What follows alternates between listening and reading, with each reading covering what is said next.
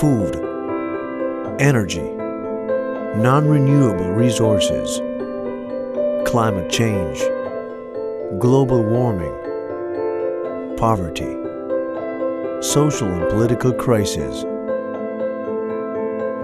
Behind the shadow of this overwhelming list of contemporary issues that have been dramatically escalating during the last century, there is an underlying flaw.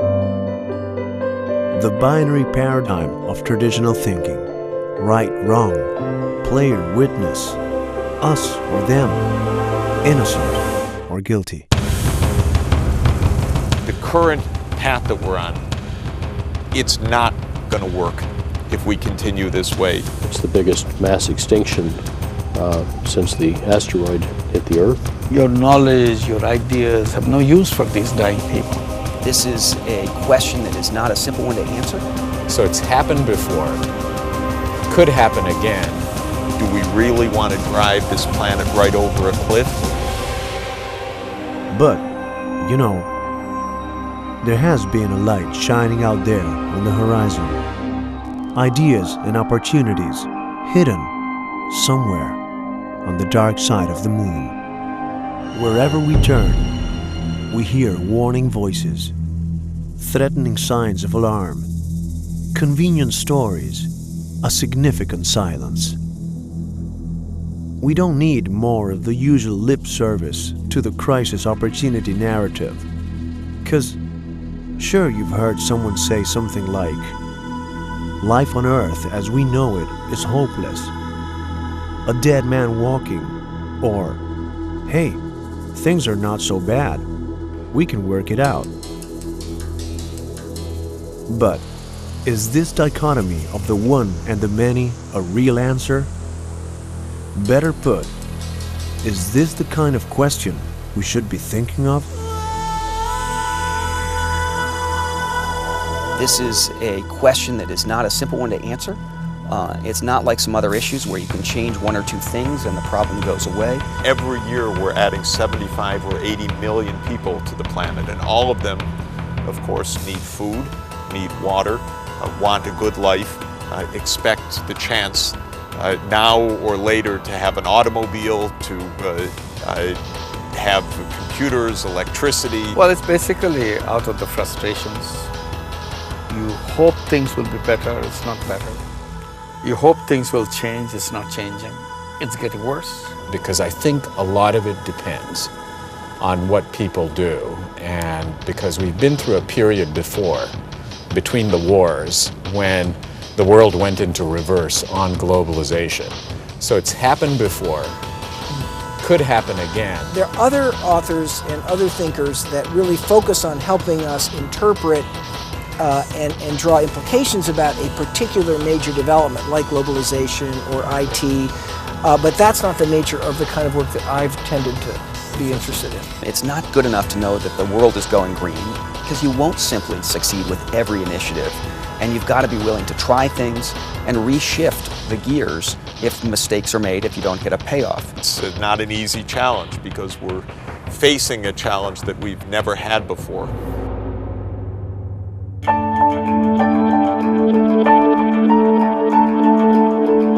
Facts and words blowing in the sawing winds of sustainability, new economic theories, underdeveloped countries' welfare programs, eco-friendly policies, goodwill initiatives. All of them, to the best of their knowledge, building opinions, making decisions, moving resources, people, money. In the meantime, we seem to be stuck in the middle, apparently with no choice, bouncing relentlessly from heroes and villains to savers and victims, while in our world, the show goes on.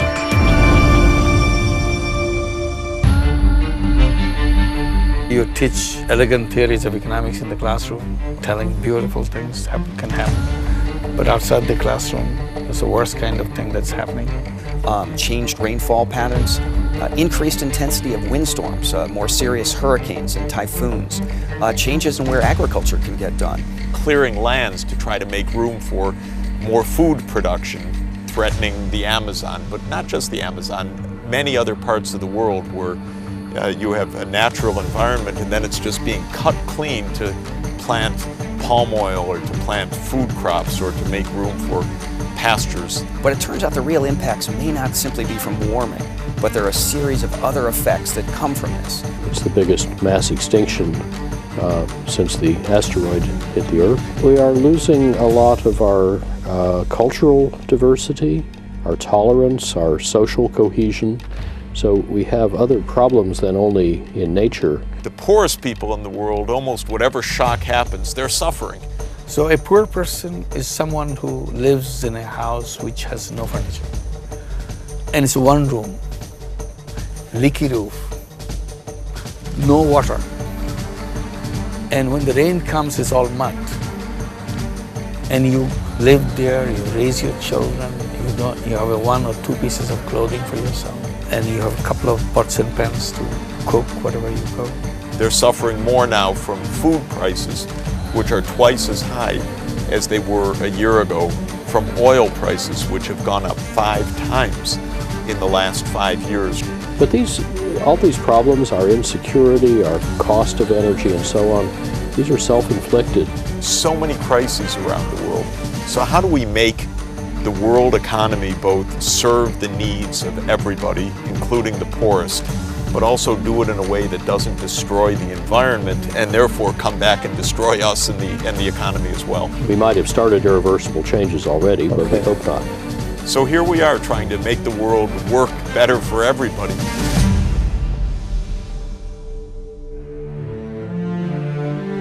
Yet, without knowing for certain whether our civilization is heading for a brighter future or a new dark age, the number of those trying to figure out how to make a positive contribution to this somewhat unpromising scenario seems to be growing.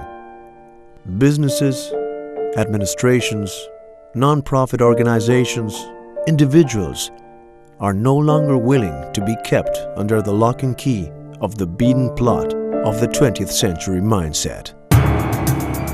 We live in an ideological age where some people say market economy, market economy, market economy. Others say government, government, government. And they're both right and they're both wrong. We all know about national governments, and with modest exceptions, they're not a very quick way to get things done.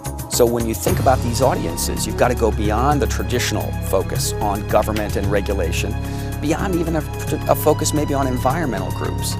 We can't be at one extreme end or the other extreme end of this spectrum. The most dynamic force in most societies is business or civil society, or especially both together in their coevolution in the marketplace. And so it's putting the two together that's key. We once thought that environmentalism was a social issue. Now we think of environmentalism as actually an issue having to do with efficiency and use of resources. So all of a sudden it's become an economic issue. But we do know that we've got a real issue, and I think that's changed the logic of how we respond as a world community. Well, I think what you see is a world where a growing number of companies are looking at and seeing that upside opportunity.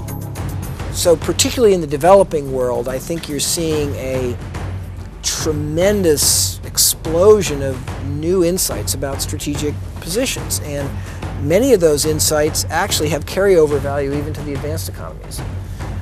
Because there are segments of the market, even in the advanced economies, that value these sort of bottom of the pyramid type strategy. All human beings are entrepreneurs. It's not something special with the special people.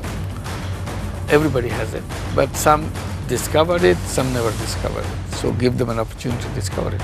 That certainly is a very striking example of what globalization unlocks. Now, having said that, one has to be prepared to take advantage of these opportunities in the right way. And frankly, even small players have an opportunity here to pick a segment, pick a sector, and to be creative and bring to bear some new environmental thinking. And that is likely to have big opportunities for companies of all sizes over time. People need to think, okay, you know what, I may not want to spend more, my budget's already tight, but do we really want to drive this planet right over a cliff?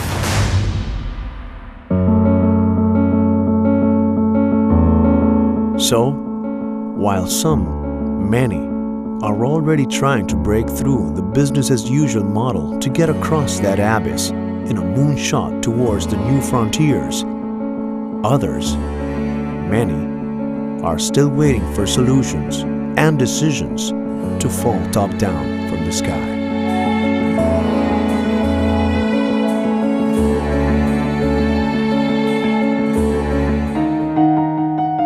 The ice caps are melting.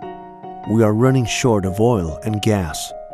Population is wildly expanding around the globe, mostly where food is difficult to get, fresh water is scarcest, and hunger and disease are the only shared currency. These are the challenges we face today. But are these challenges new? How long is it that what we today call emerging markets are emerging? Why is it so common to see countries from Africa, Asia, South America included in business reports, financial indexes, and political agendas as the next frontier to reach? Why? Why, if they are part of the same old problems, yet unresolved? I think this is a time in history where people can get depressed, about, Iraq or about, this or about that. But I think that we have risen to a new level, I think, of awareness of the importance of many social issues and the acceptance of social values. We've been neglecting that because we live in a world where the rich and everybody has their own agendas, and the poor and even whole regions of the world just get marginalized until they fall into big crises. The ability to take multilateral action on problems that require multilateral solutions, like global warming. And so I'm nervous, but hopeful that good sense will prevail. It's getting very, very hard to create the environment for a successful economy, and traditional kinds of government policy, I think, are falling short. I mean, we must have governments. Somebody has to set the rules, somebody has to be the referee, somebody has to set the standards, or you can't have a functioning economy. You need government regulation, you need transparency, you need capital limits, you need regulation to avoid all kinds of moral hazard problems, even direct illegality and fraud in financial markets. I think what governments increasingly need to learn is they need to learn more about business, because increasingly the public policy, particularly towards the economy, is no longer just setting macroeconomic standards. And that means, however, that governments don't try to solve the problem per se, but rather are recognizing the key to progress here is technology innovation, is breakthrough thinking. And if we're going to have the best of technology development, it requires not governments doing the work, but the private sector. Recently, I just looked at the market capitalization of cell phone companies. Just China, India, Brazil, South Africa, and Egypt. Just 5 countries. It's more than $600 billion. Now, that's not a small amount of money. It's just selling cell phones to the poor people.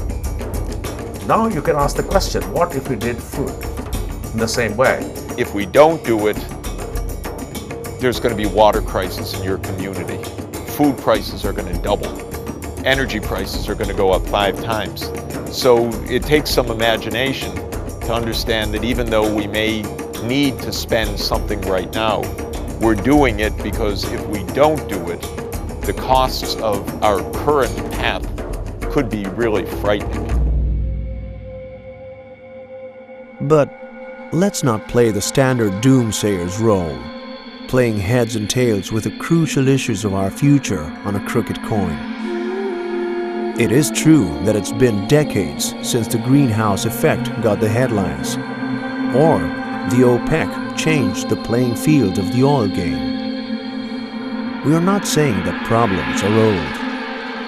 We are just wondering why we keep pushing them ahead as if they were tomorrow's stakes.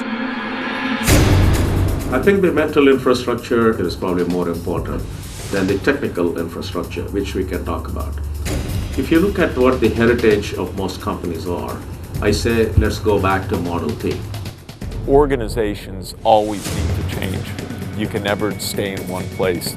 And the way to solve problems today is very different from the way of solving problems 50 years ago. Well, I think the thought that green business is the preserve of the ex-hippie wearing their sandals, coming in with their beards, trying to sell some wind-powered car is an outdated image. Every company has an environmental imperative now. Companies, as I was saying earlier, I think are starting to get the sense that there's a social dimension to what they do, and that they need to start viewing government not as the enemy, but as somebody they can collaborate with to actually create sort of these win-win opportunities for both economic value but also social value. They were on the sideline. On more occasions, they have been negative rather than supportive. We had a lot of efforts to make when we needed the law, when we needed a change in the law, when it's a removal of some barriers. You have to go on pleading with them for months and for years to do that. So it's not very easy. The public and the private sector are complementary, meaning that they must go together. They're not substitutes. It's not public or private, but public and private. If you look at Europe right now, we are seeing another tendency to come up with national champions, whether you're talking about telecom, energy, financial services, a whole range of sectors. You want to make sure you're not overlearning the lessons of the past. So companies that are smart are looking out into the future and saying, can I run my business differently? We can't outline the next frontiers out of unfinished duties from our past. Neither create problems or give them brand new names. But, gee, let's play on the square. There are some flagships to watch, and they are not so distant on the horizon. General Motors, British Petroleum, Walmart, General Electric. They are making their way through the imaginary boundaries of thought, learning the basics of the new language and moving forward from tentative baby steps to effective business strategies. Doing environment as a part of strategy is like any other part of the business. If you do it well, if you do it thoughtfully, if you do it seriously, you bring real care to the analysis that underlies your effort, you'll succeed. And there are some obvious solutions, but there's a long way to get from here to there. It starts with the very common examples like Toyota. You know, Toyota has built a world-class reputation based on energy-saving vehicles and hybrids. And by the way, they've been at that for 20 or 30 years, and they were very early to perceive this opportunity. Probably because in Japan, the energy costs are extraordinarily high, so they were able to see that opportunity. There's a great example at McDonald's where they have a whole team focused on environmental risk that meets once a quarter with a job of thinking about how do they as a company take risk out of their business operations. So I think we're seeing more and more of those examples. You know, General Electric has finally understood that by thinking about the use of energy, they can really differentiate themselves. Many companies have. DuPont is an interesting example. They set a goal of raising their energy per dollar of output, their energy efficiency per dollar of output 6% a year, and doing some shift to renewable sources and feedstocks, so that by 2010 they would cut their carbon dioxide emissions to 60% less than they had emitted in 1990 while they grow the business. Solar power is probably by the middle of our century the biggest single new option. Of course, some technologies exist, but they're expensive. They're not quite good enough right now. But there's a path that could get us to where we need to go. I think what you also see is this focus on environment and sustainability is becoming a mainstream element of business strategy. And this is true now, not just for big companies, not just for global companies, but small and medium-sized companies. But also old age companies, like in tires, insurance, automotive, and healthcare. So that, I think, is the new approach, N equal to one personalized experience, and resources from around the world to make it happen. and frankly ones that are in very traditional businesses, now recognize there's an element of environment that needs to be part of their thinking. The concern over a warming planet, eco-business opportunities, a call for policies against starvation and disease, new research in alternative energies. Now that we've put all of them together, do you think we could still call these new frontiers? My view is, first of all, that the world isn't flat, and second, that believing that it is very dangerous from a number of different perspectives, from the standpoint of business strategy, but also from a social perspective. My starting point is human beings got out of the Stone Age not because they ran out of stones. One idea that I've been promoting, that we can create a poverty-free world. Nobody has to be a poor person, because all people have enormous capacity, enormous potential, unlimited potential. So it's a question of unleashing that potential. Our leaders are thinking about other things, traditional politics, backroom lobbying, war, going to war, rather than solving these big challenges. So you feel empty. Your knowledge, your ideas have no use for these dying people. So I wanted to see, forgetting about all those beautiful theories, as a person, as a human being, if I can be of some help to somebody in the village next door to. So the business sector should tell the politicians, stop delaying. We need a framework to take this seriously. So you've got to get everyone involved. It's important to have leadership at the top. I've always seen in companies that the workers at the bottom are excited about this agenda. So that's where we put my organization's effort, because we actually want to get things done. We can actually go further than that, but that's a good start.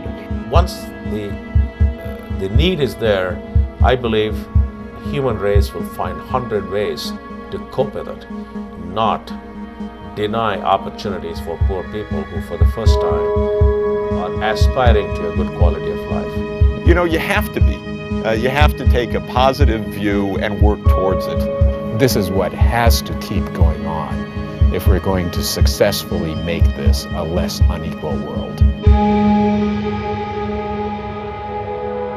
There is only one way to make real change happen. That is, to change the way we look at reality, to change our mental patterns, those thinking models blueprinted in today's map of our future.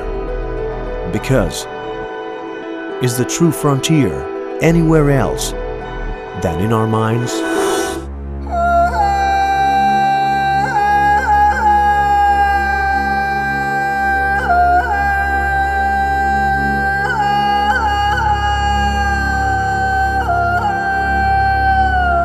Thousands of pages have been written on China, the Red Dragon, always with its name in capital letters as the owner of the century's destiny.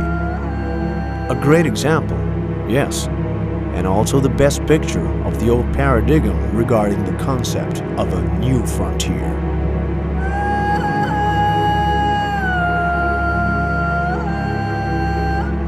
So the lesson here is, China, as well as many other bright stars on the avant-garde universe of business, politics, ideas, is no newcomer. So it doesn't make sense to go here and there in search of the next big thing, while small things, maybe as light and unnoticeable as a butterfly, can start wiping away intellectual limits.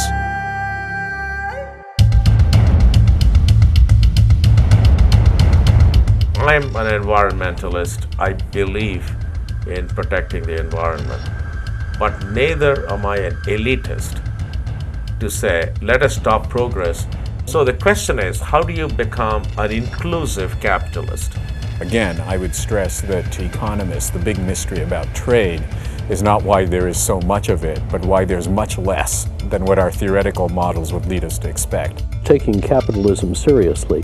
Capitalism is supposed to be about the productive use of and reinvestment in capital. But what's capital?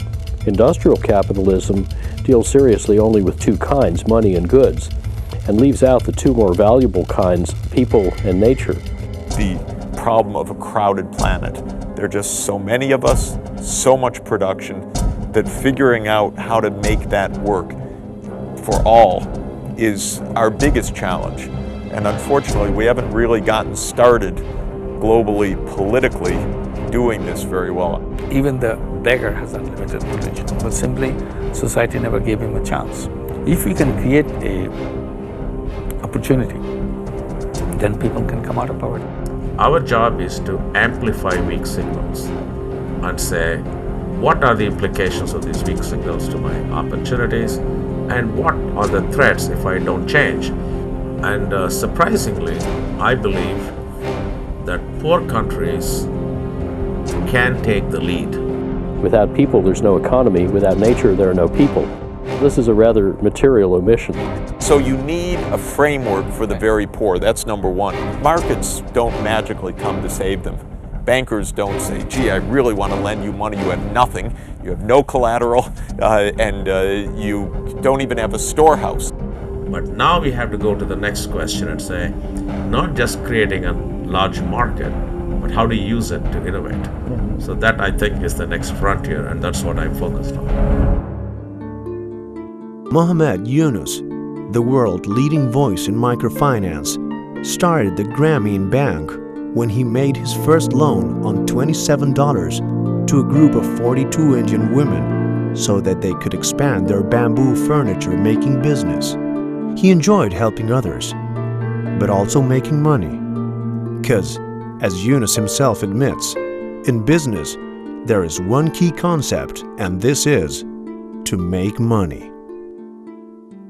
The whole thing we do to achieve a social objective. Maybe poverty alleviation is a social objective. So we have a microcredit program. I run a microcredit program not to make money for myself, to help people get out of poverty. That's why I'm making it. So all the benefit is with the client, not with me.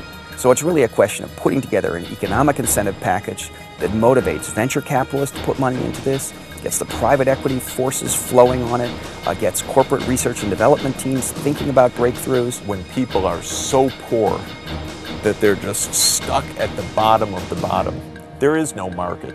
And so the private sector, the banks and so forth that would normally finance agriculture, just leave those people to disaster. At the same time, one does not sense that these restrictions or other restrictions have done anything to alleviate the number of people who need help from the NGOs for food. I think today, thanks to the attention Mohamed Yunus and the Grameen Bank brought to the subject, today I don't think anybody, whether it's the World Bank, multilaterals, aid companies, or multinational companies, and some of the people at the forefront of experimentation. Grameen Bank, which is a wonderful innovation of micro-lending, still does not do agricultural financing by and large. The kind of loans of microfinance are for small shops, for women in trade, sometimes for starting a bakery. But what the loans are for mainly is short-term working capital to run a business. Then I realized if you can make so many people so happy with such a small amount of money, why shouldn't you do more of it? So I wanted to do more of it. It's a business. It makes profit. But profit doesn't come to me. Profit stays with the company so that it can be expanded. It has a social objective.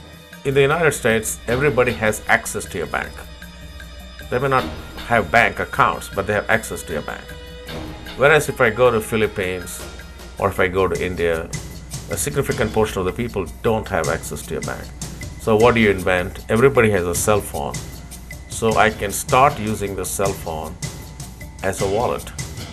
So in other words, right in front of us here, there are examples of becoming very successful and profitable by tailoring your business model to the poor people. The same applies to many companies in multiple areas, like Starbucks and its Fair Trade Certified Coffee Initiative, which is not only part of the company's larger effort to be socially responsible, but also a means to build an ethical, sustainable, and profitable network. I'd say that the boundaries of industries can certainly evolve and shift and change. I'm not sure that they're not clear. What I have found, for whatever it's worth, is that industry boundaries change less and more slowly than some authors would have us believe. Now, if the old organization is just hopeless, close it down. But in general, I like organizational change rather than simply the death of these organizations. In the bottom of the pyramid are surprisingly interesting companies. It's Microsoft, it's Intel, it's thinking about a $100 computer, for example. It's Unilever, it's P&G, it's Nestle, it's insurance companies. So I think the movement is starting to move rapidly. I mean, you know that the C.K. Prahalad's work and others has really emphasized that, you know, we've tended to design products and strategies really with the advanced, you know, Western economies in our mind. There's gigantic numbers of people with low incomes, with you know, they don't need to borrow $1,000, they need to borrow, you know, $100. So if managers paid attention, poor countries, emerging markets can be a source of significant innovation in new business models. I think that is being seen increasingly as introducing an upside opportunity where companies can differentiate themselves from the competition by being seen as greener than the rest of the market. I think that that's an example of how, as we get more sophisticated about the deep underpinnings of competition, we start to see another chapter. And I'm seeing more and more strategies that are effective embodying a social dimension. We used to think that environmental performance was costly. That is, to be a good environmental performer, you had to spend extra money. Now we understand that good environmental performance is probably low cost. Can you do something with the environment that lowers your costs, brings you into the market below the competition? And finally, is there a way to build brand around this? So that's sort of a systematic, very business-like approach to bringing environment into strategy. So the moment you think of it as a market, you have to think of new channels, new price levels, and new formats, and hopefully new products that appeals to this market. So what I think has happened in the last 7-8 years is the idea is not only accepted, but large number of companies have grown dramatically.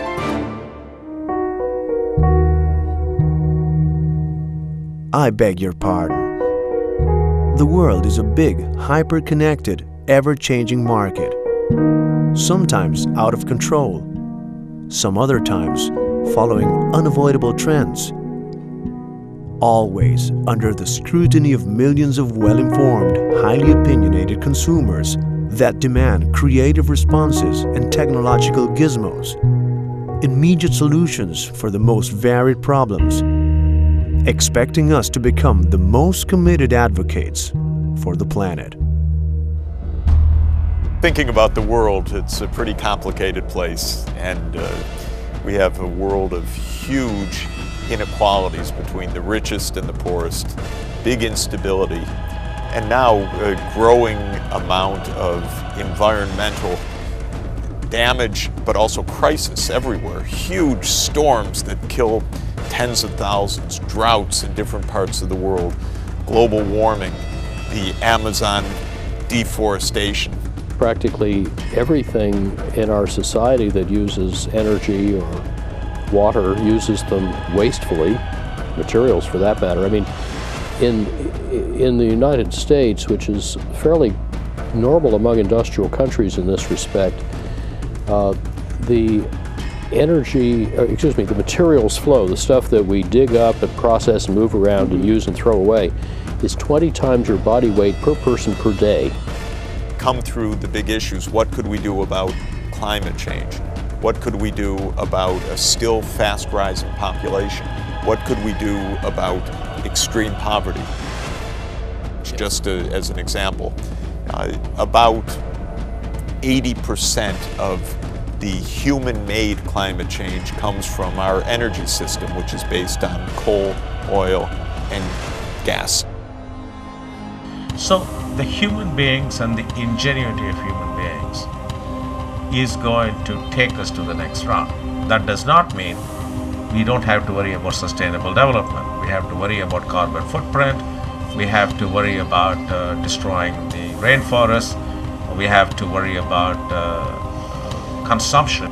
So this enormous flow of stuff that does such damage to nature and costs so much is 99.98% waste. I call that a huge business opportunity. If you are able to think about how to reduce the spending on heating or lighting or air conditioning or distribution or logistics or what you pay to get your supplies into your stores, you can find a way to reduce costs, and in a world of very high energy prices, that will pay off. Of course, when you have a big problem like this, the key is to make a good diagnosis, ask what the options are, how much do they cost, what can be done by whom, how could you implement it. So it's a big global problem. Companies that are smart are looking at the reputational impact of what happens if you don't pay attention to the environment, and increasingly are investing in stepping up to issues before they explode.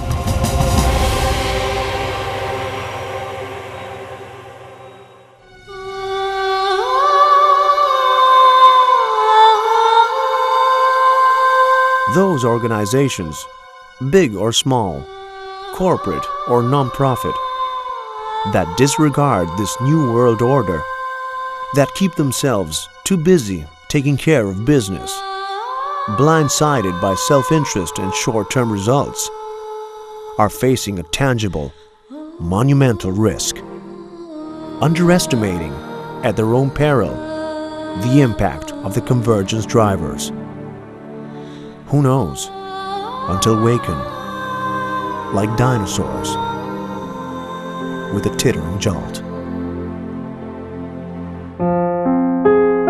And here we are, again, face to face with all the complexity of the true notion of new frontier. There are some who view the whole idea as eco-iconic products, promising biotechnology, ubiquitous connectivity, convenient offshoring in China, or cheap gray matter in India.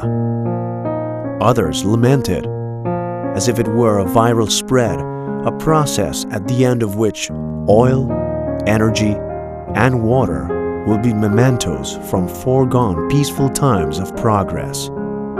Privacy and freedom will be lost under the burden of global security, and everyone will be eating the same food all over the overheated planet.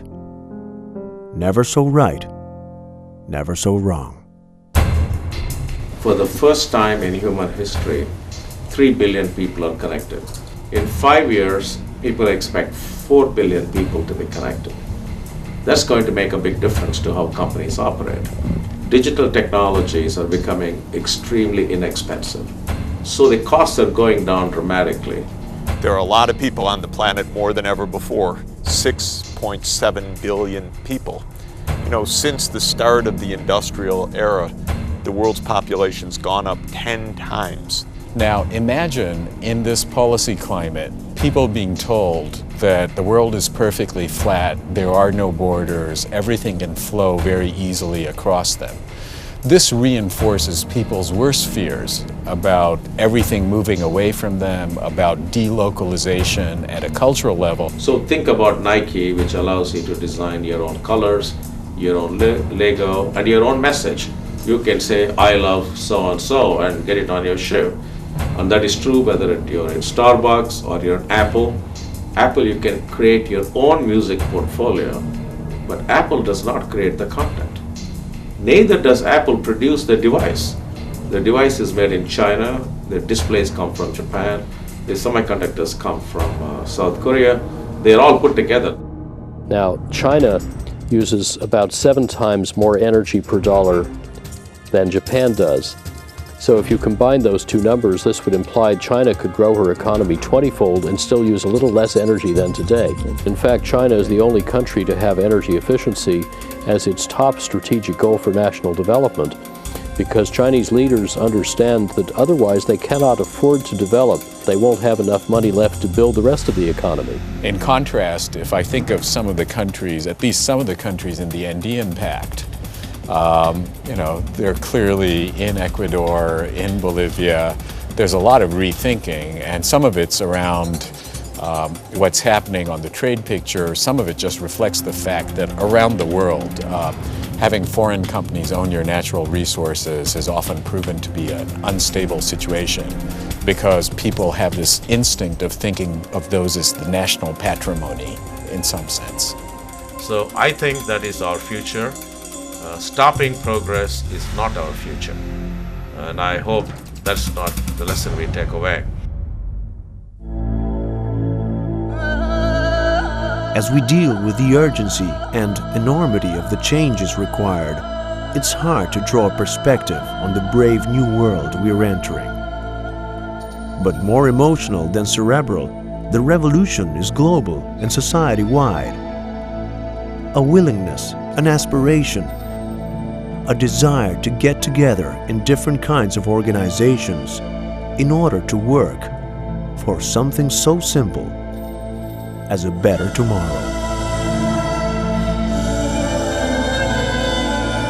That's my main point, that the current path that we're on, how we grow food, how we use water, how we use energy, it's not going to work if we continue this way. So whether one looks at money flows, people flows, information flows, or product flows, you typically end up with globalization levels in the range of 0 to 20%, rather than the 80 to 100% that you would expect if you really believed that borders didn't matter. It's certainly not going to meet the needs of the common people and at the same time the needs of the planet. And we will end up in terrible crisis if we just close our eyes and say, I don't want to hear about any of these things. So I think that exaggerations about globalization have a way of feeding the nastiest protectionistic impulses, of which there are plenty out there. So what's happened globally is that the poor have been left to fend for themselves. Africa, who cares? That's not our problem. That's what rich people think all over the world. But the result of it is a massive amount of suffering, first of all, and then unrest, and then mass migration, violence, conflict, and it doesn't work. Then there's an emergency response, which really doesn't solve anything. Poverty is not part of a civilized human society. Poverty is to belong to poverty museums. So we want to create a world where only place you see poverty is in the poverty museum. And then ask the question, how would the poor and the rich markets change dramatically? And therefore, how do we create value? Well, I think that is a big question, and I think there is going to need to be a real partnership across all of those elements. And the key, again, is innovation. We've got to ensure that our society rewards innovation and that governments in particular focus on incentives that engage the broadest number of participants in the process of thinking about how to break through with new technologies. A new frontier, like a tree, let's say, as static as it may look, behaves as a living organism, long-lasting but not immutable, deeply rooted in its ecosystem, closely connected with its environment, flexibly swaying to resist storms and winds, naturally set to be fruitful and keep growing up to the sky, provided it gets what it needs. And it requires, perhaps above all, a clamor for attention. So we're in an age of tremendous change, and we need to bridge the public sector, the private sector, civil society in new ways. That's one thing. Second, we need to cooperate globally. And third, we need to bridge across generations. I frankly think this is a very exhilarating trend because I think that all of a sudden we're harnessing the power of the private sector and of sort of market forces to start to tackle some of these very, very challenging social issues. So if I were a strategist, I would not assume that the Western way of doing things will always work. Neither should I assume science is going to say the same, is going to change. Neither can I assume that the young generation growing up on video games and growing up on social networks are going to remain the same. So in other words, nothing happens overnight. Well, whenever you get a lamp, an appliance, a vehicle, get the most efficient kind, and then you can brag about it and not know you're not stealing so much from your kids. That's a matter of choice, not fate. And what we're seeing is the smart companies, again, big or small, manufacturing or services, are stepping up to this challenge. Governments also need to learn more about strategy, particularly those parts of government that deliver services to the public. Now, they don't know enough to find the solutions on their own, but somehow the partnership across generations is a key part of what we're up against also. Another thing I think it's important to add is the young generation, my children and the 20-year-olds and the 30-year-olds have grown up in a world where I think they are much more conscious to these issues. The real human being is a multidimensional human being. It's not a money-making machine. So I said, in order to justify the multidimensionality of a human being, you have to create at least one more type of business. Business to do good to people, rather than make money for yourself. Which is really an interesting thing, because the young generation is much more adept than we are at solving these problems, or at least they are closer to the ground and closer to the solution. They may not have, quote, the wisdom and experience, but they actually have more techniques of social networking or more feel for this. It has to be done in a business-like way. And I would say this means you start by analyzing your environmental footprint. What are the issues you have to address? And in every company it'll be different. Remember, there are many people watching you, watching what you do in the community where you live, in your work community, in your faith community, wherever you are. You set an example and you can influence many, many other people. Don't assume that truth is outside you or outside your society.